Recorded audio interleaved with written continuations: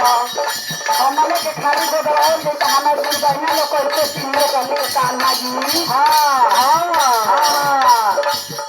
अरे ऐसा से उठली हो चाचा चली आई ले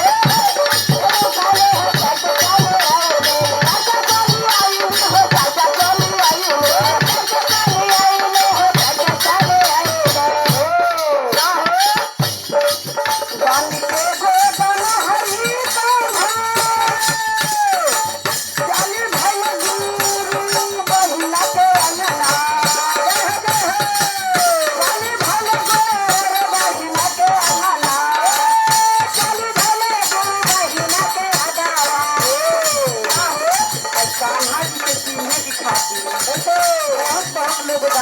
अरे हमने कितने दिन की बात है कान्हा जी जितना लोग दान दिया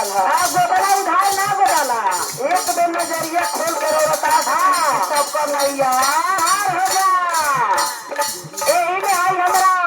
जोगी राजभर गुरु भैया जी के तरफ से बहुत बहुत के दान आएगा बाबा भोलेनाथ के दरबार में और आई हमारा देखा कमलेश जी के मम्मी के तरफ से बहुत बहुत के दान आएगा बाबा भोलेनाथ के दरबार में साउंड सर्विस वाला के लेकिन हम कहते नहीं कि बाबा कहिया कमलेश और नजरिया उठा के तकबो आज कहिया ही बजे उनका धारा दादी दादी कैसे काट दिया पहले बच्चों का हाँ हाँ तो हो